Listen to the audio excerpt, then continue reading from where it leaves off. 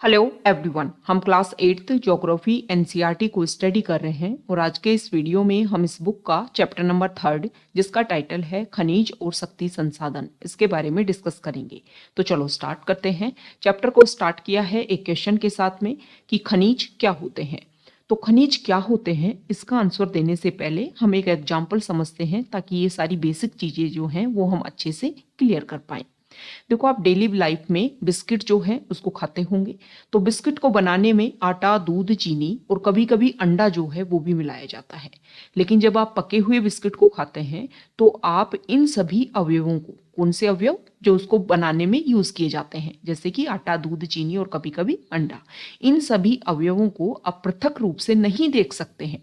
जिस प्रकार बिस्किट में मिली हुई कई वस्तुओं को आप डायरेक्टली नहीं देख सकते हैं, उसी प्रकार हमारी जो पृथ्वी है उसकी चट्टानों में कई पदार्थ मिले होते हैं और ये जो पदार्थ हैं उनको खनिज कहा जाता है। ये खनिज जो है वो पृथ्वी की चट्टान परपटी पर सभी जगह फैले हुए हैं। तो अगर अब हम इस क्वेश्चन का आंसर दें कि खनिज क्या होता है, तो प्राकृतिक रूप से प्राप्त होने वाला पदार्थ जिसका निश्चित रासायनिक संगठन हो वह एक खनिज है। ये इंपॉर्टेंट बात है कि खनिज जो है वो सभी स्थानों पर समान रूप से वितरित नहीं है। मतलब ऐसा नहीं है कि पृथ्वी पर सभी जगह आपको कोयला देखने को मिलेगा, सभी जगह आपको लोहा देखने को मिलेगा। और ये हम पहले भी आपने पढ़ा ही होगा कि पृथ्वी पर किसी जगह पर आपको कोयले के भंडार मिलेंगे, कहीं पर आपको लोहे के भंडार मिलेंगे और कहीं पर आपको अदर जो खनिज हैं उनके भंडार देखने को मिलते हैं।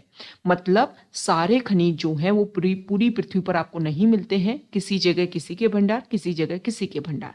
ये हम डिस्कस करेंगे अभी नेक्स्ट चैप्टर में कि क्या कारण होता है कि अलग अलग जगह पर अलग अलग प्रकार के खनिज देखने को मिलते हैं। ये जो खनिज है वो किसी विशेष क्षेत्र में या सैल समूहों में संकेंद्रित है। कुछ खनिज ऐसे क्षेत्रों में भी पाए जाते हैं जहां आसानी से अभिगम्य नहीं है, जहां पर आप आसानी से नहीं जा सकते हो, जैसे कि आर्कटिक महासागर संस्तर और अंटार्कटिका। खनिज विभिन्न प्रकार के भूवैज्ञानिक परिवेश में अलग अलग दशाओं में निर्मित होते हैं। खनिज जो है वो बिना किसी मानवीय हस्तक्षेप के प्राकृतिक प्रक्रियाओं द्वारा निर्मित होते हैं। और खनिज अपने भौतिक गुणों जैसे कि रंग, घनत्व, कठोरता और रासायनिक गुणों यथा विलेयता के आधार पर पहचाने जा सकते हैं। मतलब खनिजों को आप इन सारी चीजों के बेसिस पर अच्छे से पहचान सकते हो। यहाँ पर एक इंपॉर्टेंट बात बताई हुई है कि हम भोजन में नमक और लिखने के लिए पेंसिल का यूज करते हैं। पेंसिल जो है ग्रेफाइट से बनी होती है। तो ये दोनों चीजें जो है, नमक और ग्रेफाइट जो है, वो भी खनिज है। अब नेक्स्ट चैप्टर में बताया हुआ है खनिजों के प्रकार के बारे में। देखो, जो हमारी पृथ्वी है उस पर 3000 से अधिक विभिन्न खनिज हैं। संरचना के आधार पर खनिजों को मुख्यतः धात्विक और अधात्विक खनिजों में वर्गीकृत किया गया है। खनिज धात्विक और अधात्विक। धात्विक जो है वो भी 2 पार्ट में बटा होता है, लोह और अलोह। तो सबसे पहले बात करते हैं धात्विक की। धात्विक खनिजों में धातु कच्चे रूप में होती है। धातुएं क्या होती हैं? धातुएं कठोर पदार्थ हैं जो ऊष्मा और विद्युत को सुचालित करती हैं और जिनमें द्युति या चमक होती है। मतलब साइंस जो है उसके चैप्टर में भी ये दिया हुआ है 6th और 7th क्लास में कि किसी भी वस्तु को, कोई ऐसा पदार्थ जिसको हम काटते हैं और काटने पर अगर हमें चमक दिखती है तो समझ लो वो क्या है? धातु है। तो यहाँ पर बताया गया है कि धातु क्या क्या है। तो लोह अयस्क, बॉक्साइट, मैग्नीज अयस्क इनके कुछ उदाहरण हैं। अब ये जो धात्विक खनिज है वो भी 2 प्रकार के, लोह और अलोह। लोह खनिजों में अगर हम बात करें तो लोह अयस्क, मैग्नीज और क्रोमाइट में लोहा होता है। मतलब जिनमें लोह होता है वो लोह धात्विक खनिज होते हैं और जिनमें लोहा नहीं होता है वो अलोह धात्विक खनिज होते हैं। कुछ अन्य धातु भी होती हैं जैसे कि सोना, चांदी, तांबा और सीसा, ये हो सकती है। अब बात कर लेते हैं अधात्विक खनिजों की। वो खनिज जिनमें धातुएं नहीं होती हैं जैसे कि चूना पत्थर, अभ्रक और जिप्सम इन खनिजों के उदाहरण हैं। खनिज ईंधन जैसे कि कोयला और पेट्रोलियम जो है वो भी अधात्विक खनिज है। अब यहाँ पर कुछ इंपोर्टेंट बातें बताई हुई हैं कि सेल क्या होता है, अयस्क क्या होता है, इन सब के बारे में। सेल जो है वो खनिज अवयवों के अनिश्चित संगठन वाले एक या एक से अधिक खनिजों का एक समूह है। मतलब एक ऐसा, जैसे कि आपकी जो चट्टानें होती हैं उसमें ऐसा नहीं है कि सिर्फ एक ही खनिज पाया जाएगा, कई और प्रकार के खनिज भी पाए जा सकते हैं। तो उनका एक तरीके से समूह जो होता है वो सेल होता है। सेल जिनसे खनिजों का खनन किया जाता है वो अयस्क कहे जाते हैं। यद्यपि 2800 से अधिक खनिजों की पहचान की गई है, लेकिन जिनमें से केवल लगभग 100 अयस्क खनिज ही समझे जाते हैं। ओके, तो ये हमने खनिजों के प्रकार के बारे में देख लिया कि किसके आधार पर, संरचना के आधार पर खनिज दो प्रकार के होते हैं। अब बात करते हैं कि खनिजों को खनन, प्रवेदन और आखनन द्वारा निष्कर्षित किया जा सकता है। ये तो हमने देखा ना कि चट्टानों में जो है वो खनिज देखने को मिलते हैं, तो उनको इन प्रक्रियाओं के द्वारा आप अलग कर सकते हो और फिर उनका यूज कर सकते हो। तो खनिजों का निष्कर्षण कैसे कैसे किया जाता है? खनन के द्वारा, प्रवेदन के द्वारा और आखनन के द्वारा। खनन जो है उसके भी दो प्रकार होते हैं, विवृत खनन और कूप की खनन। ओके, तो इन सभी के बारे में हम देखें। पृथ्वी की सतह के अंदर, मतलब मान लो हमने पहले भी डिस्कस किया है, क्लास 6 में भी हमने पृथ्वी की संरचना तो देखी है। तो ये पृथ्वी है, मान लो पृथ्वी का एक पार्ट है, तो ये पृथ्वी की भूपर्पटी है। ओके, तो यहाँ पर पृथ्वी की सतह के अंदर, मतलब इसके अंदर जो भी लेयर होती है पृथ्वी की, उनके अंदर दबी सैलों से खनिजों को बाहर निकालने की प्रक्रिया जो है खनन कहलाती है। अब खनिज जो कम गहराई में स्थित हैं, वो पृष्ठीय स्तर को हटाकर निकाले जाते हैं, उन्हें विवृत खनन कहते हैं। गहन वेदन, जिन्हें कूपक कहते हैं, मतलब देखो मान लो कोई खनिज जो है वो ज्यादा गहराई में नहीं है, तो जो पृथ्वी के ऊपर की सतह है उसको इस तरीके से हटाएंगे और इस तरीके से खनिजों को बाहर निकाल लेंगे। लेकिन मान लो कोई खनिज जो है बहुत गहराई में है, तो उसको अधिक गहराई में स्थित खनिज निक्षेपों तक पहुंचने के लिए जो प्रक्रिया बनाई जाती है, जो प्रक्रिया अपनाई जाती है, उसे बोलते हैं कूप की खनन। मान लो इतनी गहराई में जो है, तो इसके लिए कुएं जैसी संरचना बनाई जाएगी और फिर खनिजों को बाहर निकाला जाएगा। तो इसको जो कूप की खनन प्रक्रिया है, इसमें कौन प्रकार के खनिजों को निकाला जाता है? तो पेट्रोलियम और प्राकृतिक गैस जो है वो धरातल के बहुत नीचे पाए जाते हैं, उन्हें बाहर निकालने के लिए गहन कूपों की खुदाई की जाती है। इसे प्रवेदन कहते हैं। और सतह के निकट स्थित खनिजों को जिस प्रक्रिया द्वारा आसानी से खोदकर निकाला जाता है, उसे आखनन कहते हैं। तो हमने डिस्कस किया अलग अलग तरीके का बातें। अब हम देखते हैं कि देखो यहाँ पर बताया हुआ है कि कोई भी शेल जो है उसमें आप बता सकते हो कि इसमें तांबा है या नहीं है। कैसे बताओगे? तो शेल का रंग जो है वो नीला अगर है, तो उसमें आप बता सकते हो कि इसमें तांबे की अवेलेबिलिटी है इस सेल में, इस चट्टान में। अब खनिजों का वितरण हम देखेंगे, खनिज जो है वो किस तरीके से पूरे वर्ल्ड में देखने को मिलते हैं। देखो, खनिज विभिन्न प्रकार की शैलों में पाए जाते हैं। कुछ आग्नेय शैलों में पाए जाते हैं, कुछ कायांतरित शैलों में, और जबकि कुछ अवसादी शैलों में पाए जाते हैं। धात्विक खनिज जो है, मतलब जिनमें धातु होती है, वो आग्नेय और कायांतरित शैल समूह, जिनसे विशाल पठारों का निर्माण होता है, इनमें पाए जाते हैं।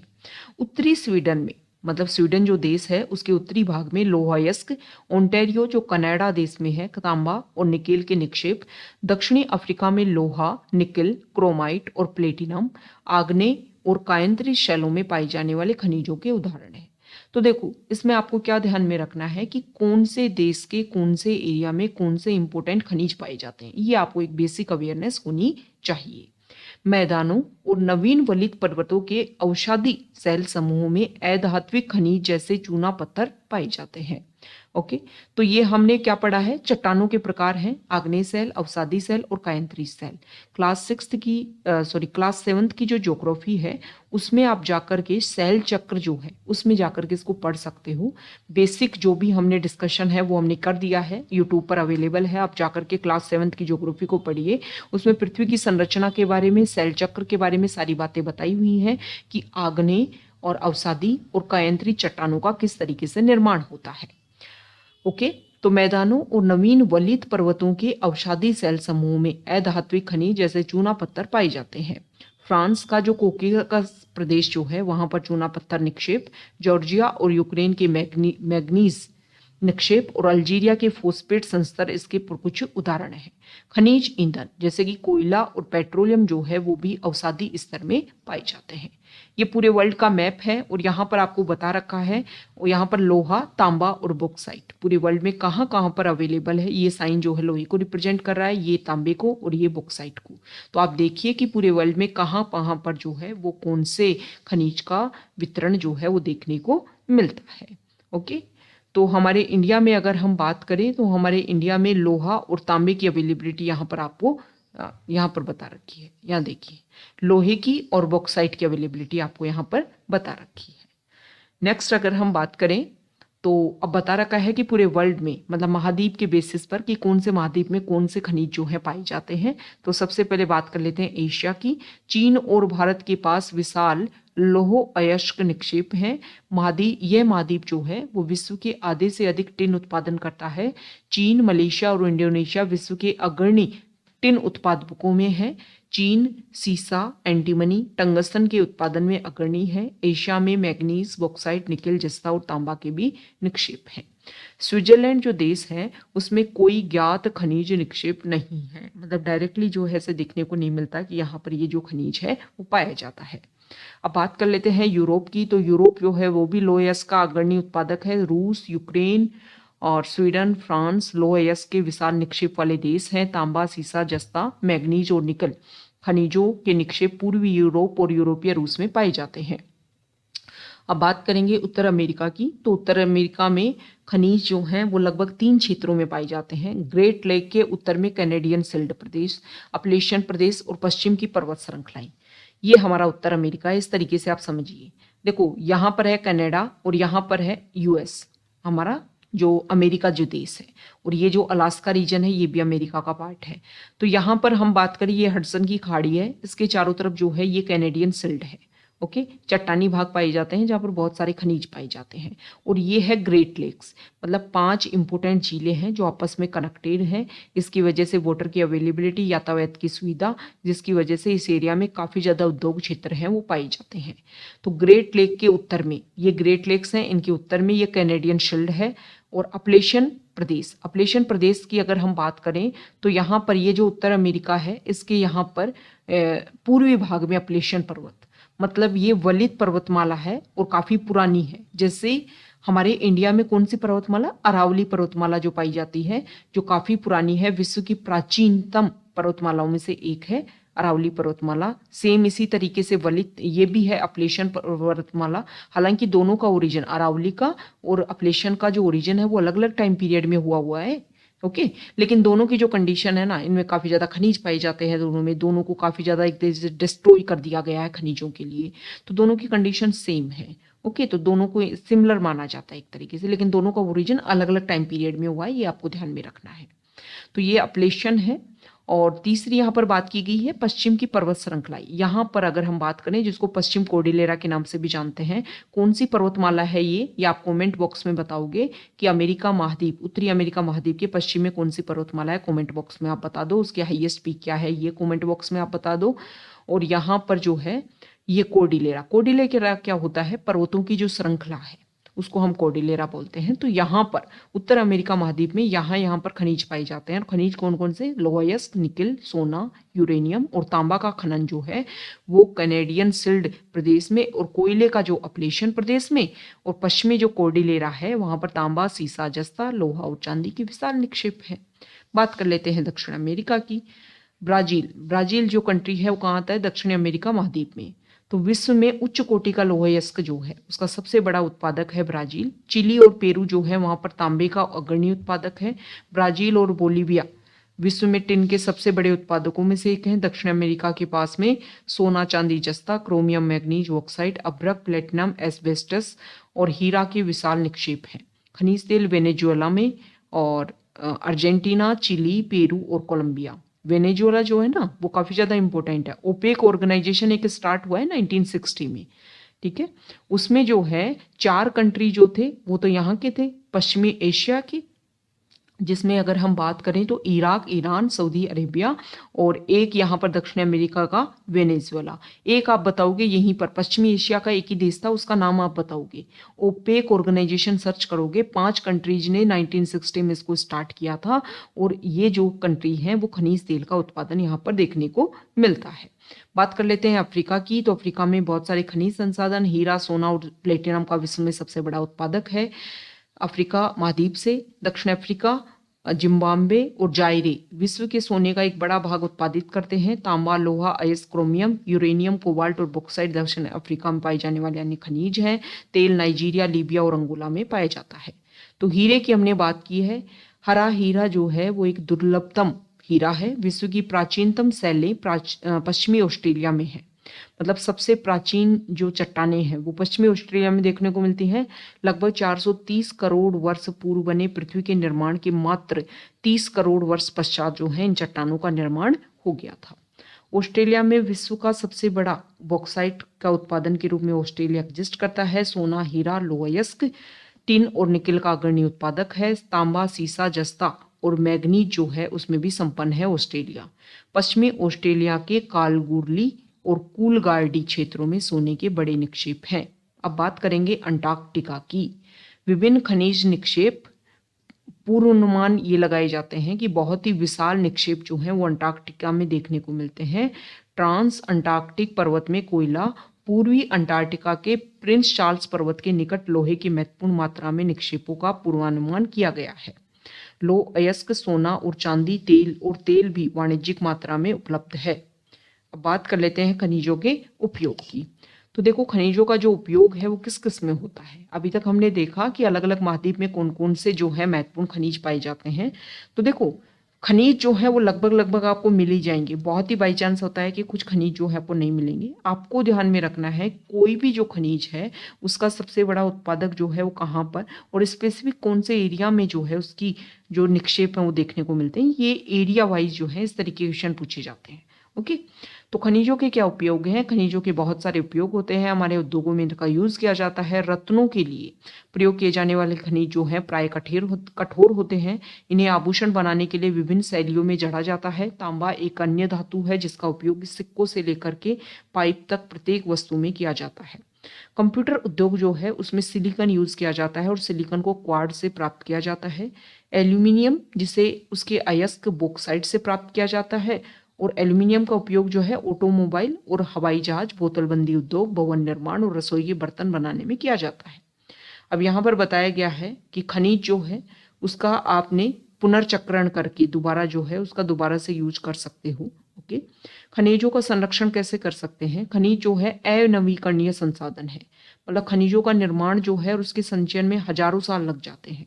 लेकिन मानव जो जिस तरीके से जनसंख्या बढ़ी है तो मानव ने इसका यूज करना ज्यादा शुरू कर दिया है। ओके, तो मानव उपभोग की दर की तुलना में निर्माण की जो दर है, मतलब निर्माण जो हो रहा है वो तो स्लो प्रोसीजर है। बहुत लंबे साल में जाकर के खनिजों का निर्माण होता है। लेकिन जनसंख्या जैसे जैसे बढ़ रही है तो इसका यूज काफी ज्यादा बढ़ रहा है। तो खनन की प्रक्रिया में बर्बादी को घटाना जो है वो सबसे ज्यादा आवश्यक है। धातुओं का पुनर्चक्रण एक अन्य तरीका है जिससे खनिज संसाधनों को संरक्षित किया जा सकता है। भाई आपके पास में इनपुट कम हो रहा है और आउटपुट ज्यादा हो रहा है तो आप क्या करोगे कि भाई जो पहले आप आउटपुट कर रहे हो उसी को इस तरीके से रिसाइकिल करते रहो ताकि इनपुट जो है कम हो रहा है फिर भी हमारे यहाँ पर बैलेंस बना रहे। अब बात करेंगे शक्ति संसाधन की। तो यहाँ पर बताया गया है कि देखो शक्ति अथवा ऊर्जा हमारे जीवन में बहुत महत्वपूर्ण भूमिका निभाते हैं। हमें उद्योग, कृषि, परिवहन, संचार और प्रतिरक्षा के लिए भी शक्ति की आवश्यकता होती है। तो ऊर्जा संसाधनों को विस्तृत रूप से परंपरागत और गैर परंपरागत संसाधनों में वर्गीकृत किया जा सकता है। तो सबसे पहले बात कर लेते हैं परंपरागत स्रोत की। ऊर्जा के परंपरागत स्रोत वे हैं जो लंबे समय से सामान्य उपयोग में लाई जा रहे हैं। ईंधन और जीवाश्मी ईंधन परंपरागत ऊर्जा के दो मुख्य स्रोत हैं। ओके, जिनका हम काफी लंबे टाइम से यूज करते आ रहे हैं वो है परंपरागत स्रोत। ईंधन का उपयोग हम किसमें करते हैं, पकाने और ऊष्मा प्राप्त करने के लिए किया जाता है। हमारे देश में ग्रामीणों द्वारा उपयोग की गई 50% या अधिक ऊर्जा ईंधन से ही प्राप्त होती है। अब यहाँ पर खनिज तेल, प्राकृतिक गैस, ऊर्जा के जो परंपरागत स्रोत है ना, ईंधन, कोयला, जल विद्युत, इनके लाभ और हानि बता रखे हैं। जैसे खनिज तेल की अगर हम बात करें तो इसके लाभ क्या है, आसानी से परिवहन, ये टैंकर के थ्रू आप आसानी से एक जगह दूसरी जगह ले जा सकते हो। पेट्रोल, रसायन उद्योग का आधार है। लेकिन देखो तेल अधिप्लावन और गैस रिसाव के कारण ऑक्सीजन का अवक्षय होता है। निर्मुक्त प्रदूषक के कारण अम्ल वर्षा होती है। मतलब इसको बनाने में जो इसका प्रसंस्करण होता है उसमें अम्ल जो प्रदूषक बाहर निकलते हैं उससे अम्ल वर्षा बन जाती है। और नए ईंधन का अन्वेषण जो है वो आसान नहीं है। अब ये जो अम्ल वर्षा है ना, इस वर्ड को आप अच्छे से समझोगे। बहुत सारे एग्जाम में क्वेश्चन पूछा जाता है और आपको बता देते हैं एनसीईआरटी 7th क्लास की साइंस की जो एनसीईआरटी है उसके चैप्टर नंबर 5 में दोनों के वीडियो अवेलेबल है हमारे यूट्यूब पर। आप जाकर के 5th क्लास की जो साइंस की एनसीईआरटी है उसमें 7th क्लास की उसका चैप्टर नंबर 5 जो है उसमें आप अम्ल वर्षा के बारे में पढ़ सकते हो। ओके, इसकी पीडीएफ जो है आपको टेलीग्राम चैनल पर अवेलेबल करवा दी जाएगी। नए ईंधन का अन्वेषण आसान नहीं होता है। प्राकृतिक गैस जो है इसके लाभ क्या है? आसानी से परिवहनीय, तेल और कोयले से अधिक स्वच्छ है और तेल से भी सस्ता है। लाहनी जो है वो ये कि इसमें देखने को मिलती है। यहाँ पर बताया गया है ईंधन के बारे में, तो अच्छे से आसानी से प्राप्त कर सकते हो। बहुत सारे लोगों को ऊर्जा प्रदान करता है। संग्रहण में अधिक समय लगता है लेकिन इसमें प्रदूषण फैलाता है। हरित गृह प्रभाव मतलब ग्रीन इफेक्ट जो है ओके में वृद्धि करता है। और निर्वनीकरण, ईंधन जो है आप किससे लोगे? पेड़ों से लोगे तो पेड़ों काटना पड़ेगा। यहाँ पर बात की गई है कोयले की, तो कोयला जो है वो विस्तृत रूप से आपको उपलब्ध है। विद्युत रूपांतरण के लिए उपयुक्त है लेकिन प्रदूषण का स्रोत है। परिवहन के लिए भी बहुत भारी है। बात कर लेते हैं जल विद्युत की, तो प्रदूषण मुक्त है, सिंचाई और मत्स्यन को बढ़ावा देता है, सस्ता है। हानि क्या है? स्थानीय समुदाय का विस्थापन देखने को मिलता है। निम्न क्षेत्रों का जल प्लावन देखने को मिलता है और स्थापित करने में खर्चीला होता है। तो बात कर ली हमने ईंधन की। अब बात कर लेते हैं जीवाश्म ईंधन की। पौधे और जानवरों के अवशेष जो लाखों वर्षों तक धरती के अंदर दबे रह रहे थे, ताप और दाब के प्रभाव से जीवाश्मी ईंधनों में परिवर्तित हो गई। जीवाश्म ईंधन जैसे कोयला, पेट्रोलियम, प्राकृतिक गैस परंपरागत ऊर्जा के मुख्य स्रोत हैं। इन खनिजों के भंडार जो है वो सीमित है। जिस तरीके से विश्व की जनसंख्या जिस दर से बढ़ रही है, तो निर्माण की जो दर है वो कम है और जो उपयोग की जो दर है वो बढ़ रही है। तो जल्दी ये जो स्रोत हैं जैसे कोयला, पेट्रोलियम, प्राकृतिक गैस, ये खत्म हो जाएंगे। तो कोयला जो है बहुतायत में मिलने वाला जीवाश्म ईंधन है। इसका उपयोग घरेलू ईंधन, उद्योग जैसे लोहा, इस्पात, वाष्प इंजन, विद्युत प्राप्त करने के लिए किया जाता है। कोयले से प्राप्त विद्युत को तापीय ऊर्जा कहा जाता है। कोयले का जिस तरीके से हम यूज कर रहे हैं, हम लाखों वर्ष पूर्व विशाल फर्न और दलदल के पृथ्वी की परतों में दबने से बना था और कोयला इसलिए इसको अंतर्हित धूप के नाम से जाना जाता है। विश्व के अग्रणी जो कोयला उत्पादक देश हैं उसमें चीन, संयुक्त राज्य अमेरिका, जर्मनी, रूस, दक्षिण अफ्रीका और फ्रांस है। भारत के कोयला उपयोग उत्पादक जो क्षेत्र हैं उसमें रानीगंज पश्चिम बंगाल में और झरिया धनबाद और बोकारो झारखंड में है। तो कोयला की बात कर ली। अब बात करेंगे पेट्रोलियम की। ओके, तो देखो पेट्रोल जिससे आपकी कार चलती है, तेल जो आपको साइकिल में देते हो जिससे उसकी चरमराहट की जो आवाज़ नहीं आती, दोनों की जो शुरुआत है मतलब पेट्रोल की और तेल की, काले गाढ़े द्रव से होती है जिसे पेट्रोलियम कहते हैं। ये हमारी जो चट्टानें हैं उनकी परतों के मध्य में पाया जाता है और इसका वेधन अपतटीय और तटीय क्षेत्रों में स्थित तेल क्षेत्रों से किया जाता है। उसके बाद में इसको परिष्करणशाला भेज दिया जाता है, मतलब रिफाइनरी में इसको भेज दिया जाएगा जहाँ पर इसको रिफाइन किया जाएगा। अपरिष्कृत पेट्रोलियम के प्रक्रमण से विभिन्न प्रकार के उत्पाद जैसे डीजल, पेट्रोल, मिट्टी का तेल, मोम, प्लास्टिक और स्नेक तैयार किए जाते हैं। पेट्रोलियम और इससे बने उत्पादों को काला सोना कहा जाता है क्योंकि ये बहुत अधिक मूल्यवान है। पेट्रोल जो है वो काफ़ी ज़्यादा मूल्यवान है, आप सभी को पता है। प्रेजेंट टाइम में आप देखो पेट्रोल के जो प्राइस है वो कितने बढ़े हुए हैं। पेट्रोलियम के मुख्य उत्पादक देश जो हैं ईरान, इराक, सऊदी अरब और कतर है। अन्य मुख्य उत्पादक संयुक्त राज्य अमेरिका, रूस, वेनेजुएला और अल्जीरिया है। भारत में मुख्य उत्पादक क्षेत्र असम में डिगबोई, मुंबई में बॉम्बे हाई और कृष्णा और गोदावरी नदियों के डेल्टा है। कृष्णा और गोदावरी नदी हमारा जो दक्षिणी भारत है वहां पर इस तरीके से गोदावरी नदी, इस तरीके से कृष्णा नदी, इस तरीके से कावेरी नदी इस तरीके से फ्लो करती है। ओके, तो इन दोनों के बीच का जो बेसिन क्षेत्र है वहां पर पेट्रोलियम के अवशेष देखने को मिलते हैं। अब बात कर लेते हैं प्राकृतिक गैस की। तो प्राकृतिक गैस पेट्रोलियम निक्षेपों के साथ पाई जाती है और तब निर्मुक्त होती है जब अपरिष्कृत तेल को धरातल पर लाया जाता है। मतलब चट्टानों के बीच में प्राकृतिक गैस भी है। जब यहाँ से पेट्रोल को आप निकालने की, जो पेट्रोलियम पदार्थ है उसको निकालने की कोशिश करोगे तो साथ ही साथ में प्राकृतिक गैस भी निकलेगी। प्राकृतिक गैस का उपयोग जो है वो आप घरेलू और वाणिज्यिक ईंधनों के रूप में कर सकते हो। प्राकृतिक गैस एक महत्वपूर्ण स्वच्छ ऊर्जा संसाधन है। इसके बहुत सारे उपयोग किए जाते हैं जैसे कि विद्युत पैदा करने के लिए, उद्योगों में तापन के लिए, रासायनिक, पेट्रो रसायन, उर्वरक उद्योगों में कच्चे माल के रूप में और देखो ये इंपॉर्टेंट है, उर्वरक उद्योगों में कच्चे माल के रूप में इसका उपयोग किया जाता है। परिवहन ईंधन के रूप में, कोकन ईंधन के रूप में इसका यूज किया जाता है। विश्व स्तर पर संयुक्त राज्य अमेरिका, रूस, ईरान, कतर, चीन और कनाडा और ऑस्ट्रेलिया, यूके और नीदरलैंड प्राकृतिक गैस के प्रमुख उत्पादक हैं। भारत में प्राकृतिक गैस के जो भंडार हैं वो Mumbai high, Krishna Godavari basin, Cambay basin, Tripura और असम में स्थित हैं। जीवाश्म ईंधन की जो खपत है वो बहुत तेजी से हो रही है और एक काफ़ी ज़्यादा चिंताजनक विषय है कि हम जो है काफ़ी उस तरीके से यूज कर रहे हैं ये जो भी हमारे संसाधन हैं उन सभी का, जो हमारी प्राकृतिक गैस है उसका। और प्राकृतिक गैस जो है, यहाँ देखो, प्राकृतिक गैस प्रचुर मात्रा में है। सबसे स्वच्छ जलने वाली हाइड्रोकार्बन है जो विद्युत पैदा करने के लिए जलाई जाने पर लगभग कार्बन डाइऑक्साइड का आधा और कोयले के वायु प्रदूषकों का 10वां हिस्सा पैदा करती है। मतलब अगर हम कंपैरिजन करें तो काफ़ी कम जो है इससे प्रदूषण उत्पादित होता है। प्राकृतिक गैस ऊर्जा के नवीकरणीय और गैर परंपरागत स्रोतों को जीवाश्म ईंधन के स्वच्छ विकल्प के रूप में समर्थन देने में मदद कर सकती है। प्राकृतिक गैस के उपयोग से जीवाश्म ईंधन से स्वच्छ ऊर्जा स्रोतों तक जाने की यात्रा को पार करने में मदद मिल सकती है। तो यहाँ पर बता रखा है सीएनजी के बारे में। संपीड़ित प्राकृतिक गैस एक प्रचलित पर्यावरण हितैषी ऑटोमोबाइल ईंधन है क्योंकि यह पेट्रोलियम और डीजल की तुलना में कम प्रदूषण करती है। अब बात कर लेते हैं जल विद्युत की। तो देखो, बांधों में वर्षा जल और नदी जल ऊंचाई से गिराए जाने के लिए संग्रहित किया जाता है। बांध के अंदर से पाइप के द्वारा बहता जल बांध के नीचे स्थित टरबाइन के ऊपर गिरता है। घूमते हुए ब्लेड जनरेटर को विद्युत के लिए घुमाते हैं और यह जल विद्युत कहलाती है। विद्युत उत्पन्न करने के बाद जो जल बहता है उसका उपयोग कृषि में किया जाता है। विश्व की ऊर्जा का 1/4 हिस्सा जल विद्युत से उत्पन्न होता है। विश्व में जल विद्युत के अग्रणी उत्पादक देश जो हैं वो पराग्वे हैं, ये दक्षिण अमेरिका में है। नॉर्वे है, ये यूरोप में। ब्राजील, ये भी दक्षिण अमेरिका में। और चीन है।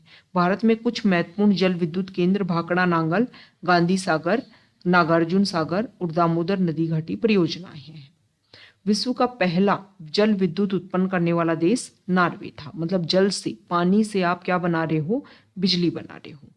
अब ये तो हमने बात की परंपरागत स्रोतों की, जो परंपरा से देखते हम आ रहे हैं। अब हम बात करते हैं गैर परंपरागत स्रोत की। देखो, जीवाश्मी ईंधनों के बढ़ते उपयोग से ऊर्जा के गैर परंपरागत स्रोत का अभाव उत्पन्न हो रहा है। ऐसा अनुमान किया जाता है कि यदि वर्तमान ढंग से इनका उपभोग लगातार होता रहा तो इन ईंधनों के भंडार समाप्त हो जाएंगे। इसके अतिरिक्त इनका उपयोग पर्यावरण प्रदूषण भी पैदा करता है। इसलिए हमें गैर परंपरागत स्रोत जैसे कि सौर ऊर्जा, पवन ऊर्जा, ज्वारीय ऊर्जा जो कि नवीकरणीय है, मतलब उनको आप दोबारा से पुनर्निर्मित कर सकते हो, इनके उपयोग की हमें आवश्यकता है। मतलब हमें गैर परंपरागत स्रोतों, सौर ऊर्जा, पवन ऊर्जा, ज्वारीय ऊर्जा, इनके ऊपर फोकस करना होगा ताकि हमारा प्रदूषण भी कम से कम हो और जो हमारे प्राकृतिक जो पदार्थ है जीवाश्म ईंधन, उनको हम बचा सकें। तो सबसे पहले बात कर लेते हैं सौर ऊर्जा की। सूर्य की जो ऊष्मा है और प्रकाश ऊर्जा, इसके द्वारा प्रतिदिन हम इसको अनुभव भी करते हैं। तो सूर्य से प्राप्त सौर ऊर्जा सौर सेलों में विद्युत उत्पन्न करने के लिए प्रयोग की जा सकती है। इनमें से कई सेलों को सौर पैनलों से तापन और प्रकाश के लिए शक्ति उत्पन्न करने के लिए जोड़ा जाता है।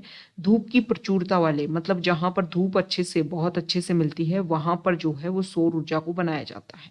तो उष्ण कटिबंधीय जो देश हैं वहां पर सौर ऊर्जा का उपयोग जो है वो सौर ऊर्जा के उपयोग की प्रौद्योगिकी बहुत लाभदायक है। सौर ऊर्जा का उपयोग हम किस किस के लिए कर सकते हैं? सौर तापक, सौर कुकर, सोलर ड्रायर के साथ साथ समुदाय को रोशनी देने में और यातायात संकेतकों में भी इसका उपयोग होता है। तो यहाँ पर ऊर्जा के जो गैर परंपरागत स्रोत हैं जैसे कि पवन ऊर्जा, तो देखो प्रदूषण जो है वो सबसे यहाँ पर इंपॉर्टेंट रोल प्ले करेगा। एक बार स्थापित कर दिया पवन ऊर्जा के जो स्रोत हैं उनको, तो विद्युत उत्पादन की जो लागत है काफी कम आएगी। सुरक्षित और साफ ऊर्जा इससे मिलती है। पवन ऊर्जा से लेकिन हानि होती है प्रदूषण, ध्वनि प्रदूषण देखने को मिलता है। पवन चक्कियों को स्थापित करना महंगा है। रेडियो और दूरदर्शन के जो प्रसारण संकेत हैं उनमें व्यवधान पड़ता है और पक्षियों के लिए हानिकारक है। बात कर लेते हैं सौर ऊर्जा की। असमाप्य है, कभी समाप्त नहीं होगी, प्रदूषण मुक्त है। हानि क्या है? खर्चीला है इसका प्रोसीजर, स्रोत के विस्तृत होने से ऊर्जा की बर्बादी होगी। ज्वारीय ऊर्जा प्रदूषण मुक्त, असमाप्य, लेकिन वन्य जीव का आवास का नष्ट होना दोहन में कठिन है। बात कर लेते हैं परमाणु ऊर्जा की। बड़ी मात्रा में ऊर्जा उत्पादन, लेकिन रेडियो एक्टिव पदार्थ को उत्पन्न हो जाता है इससे और ये काफी ज्यादा खर्चीला है। बायोगैस कम लागत में, उपयोग में बहुत ज्यादा आसान है। जैव व्यर्थ का उपयोग हो जाता है, बायोगैस का उत्पादन होता है, लेकिन हरित गृह प्रभाव जो है इसकी वजह से हो जाता है। बात कर लेते हैं भूतापीय ऊर्जा की। मतलब पृथ्वी के जैसे जैसे आप अंदर की तरफ जाओगे तापमान बढ़ेगा, तो ये पृथ्वी का जो तापमान है इसका यूज किया जाता है ऊर्जा उत्पन्न करने के लिए। तो स्वच्छ, पर्यावरण हितैषी और हर समय उपलब्ध होता है भूतापीय ऊर्जा। लेकिन हानि, शहर से बहुत दूर अवस्थित होने के कारण विद्युत वहन जो है काफी ज्यादा खर्चीला होता है। पवन की अगर हम बात करें पवन ऊर्जा की, तो पवन ऊर्जा जो है वो भी असमाप्य स्रोत है। पवन चक्कियों का उपयोग अनाज को पीसने, जल निकालने के लिए चिरकाल से चला आ रहा है।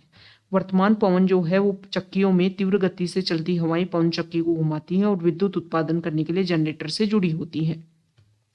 ओके, जो हमारी पर्वत घाटियां हैं, तटीय क्षेत्र हैं, वहां पर लगातार हवाएं चलती रहती हैं, तो वहां पर इनको स्थित किया जाता है। पवन फार्म जो है वो Netherland, Germany, Denmark, UK, USA, Spain में पाए जाते हैं, जो पवन ऊर्जा उत्पादन में उल्लेखनीय है। बात कर लेते हैं परमाणु ऊर्जा की। परमाणु ऊर्जा प्राकृतिक तौर से प्राप्त जो रेडियो सक्रिय पदार्थ हैं जैसे कि यूरेनियम और थोरियम, इन परमाणु के केंद्रक में जो ऊर्जा है उसको प्राप्त करने के लिए जो हमारे प्रोसीजर होते हैं, जो हमारी इंडस्ट्री होती है, वहां पर नाभिकीय रिएक्टरों में नाभिकीय विखंडन से ये पदार्थ जो है गुजरते हैं और उत्सर्जन ऊर्जा की प्राप्ति इससे होती है, जिसको बोलते हैं परमाणु ऊर्जा। परमाणु ऊर्जा के सबसे बड़े उत्पादक के रूप में संयुक्त राज्य अमेरिका और यूरोप हैं। भारत में राजस्थान और झारखंड के पास यूरेनियम के विशाल निक्षेप हैं। देखो, थोरियम विशाल मात्रा में केरल जो है उसके मोनोजाइट बालू में पाया जाता है। भारत में परमाणु ऊर्जा के केंद्रों की अगर हम बात करें तो तमिलनाडु में कलपक्कम, महाराष्ट्र में तारापुर, राजस्थान में कौन सा है, जो जिसको बोलते हैं रावतभाटा, ओके, और कोटा के निकट राणा प्रताप सागर, उत्तर प्रदेश में नरोरा और कर्नाटक में कैगा। बात कर लेते हैं भूतापीय ऊर्जा की। तो देखो, पृथ्वी के अंदर जो ताप ऊर्जा है उससे, मतलब ताप ऊर्जा जो पृथ्वी से प्राप्त की जाती है भूतापीय ऊर्जा कहलाती है। पृथ्वी के अंदर गहराई बढ़ने के साथ साथ तापमान में लगातार वृद्धि होती जाती है। कभी कभी यह तापमान ऊर्जा भू सतह पर गर्म जल के झरनों के रूप में प्रकट हो सकती है। यह ताप ऊर्जा शक्ति उत्पादन करने में प्रयुक्त की जा सकती है। वर्षा से गर्म जल के स्रोतों रूप में भूतापीय ऊर्जा का उपयोग खाना बनाने, ऊष्मा प्राप्त करने, नहाने के लिए प्रयोग में लिया जाता है। यूएसए विश्व का एकमात्र भूतापीय ऊर्जा का संयंत्र है। इसके बाद न्यूजीलैंड, आइसलैंड, फिलीपींस और मध्य अमेरिका में है। भारत में भूतापीय ऊर्जा के संयंत्र हिमाचल प्रदेश में मणिकर्ण और लद्दाख में पूका घाटी में है। ओके, नेक्स्ट है ज्वारीय ऊर्जा। तो ज्वार से उत्पन्न ऊर्जा को ज्वारीय ऊर्जा कहते हैं। इस ऊर्जा का विदोहन समुद्र के संकरे मुहाने से बांध के निर्माण में किया जाता है। इस तरीके से इसका प्रोसीजर किया जाता है। जब उच्च ज्वार आता है तो ज्वारों की जो ऊर्जा का उपयोग बांधों में स्थित टरबाइन को घुमाने के लिए किया जाता है। रूस, फ्रांस और भारत में कच्छ की खाड़ी में विशाल ज्वारीय मिल के क्षेत्र है। बायोगैस, देखो, जो हमारे जैविक अपशिष्ट होते हैं जैसे कि मृत पौधे, जंतुओं के अवशेष, पशु का गोबर, रसोई के अपशिष्ट, इनको गैसीय ईंधन में बदला जा सकता है, उसे बायोगैस कहते हैं। जैविक अपशिष्ट बैक्टीरिया द्वारा बायोगैस संयंत्र में अपघटित होते हैं, जो कि अनिवार्य रूप से मीथेन और कार्बन डाइऑक्साइड का मिश्रण है। बायोगैस का उपयोग खाना पकाने, विद्युत उत्पादन का सर्वोत्तम ईंधन है। इससे प्रतिवर्ष बड़ी मात्रा में जैव खाद का उत्पादन होता है। ओके, तो ये हमने सारे के सारे स्रोत, परंपरागत, गैर परंपरागत, सबके बारे में डिस्कस किया है। बताया गया है कि ऊर्जा सर्वव्यापी है, लेकिन इस ऊर्जा का विदोहन बहुत ही कठिन और खर्चीला है। हमें से प्रत्येक व्यक्ति ऊर्जा को नष्ट न करके एक भिन्नता ला सकता है। ऊर्जा की जो बचत है वो ही ऊर्जा का उत्पादन है। इसलिए हमें आज से कोशिश करनी चाहिए कि ऊर्जा को हम व्यर्थ खर्च नहीं करेंगे।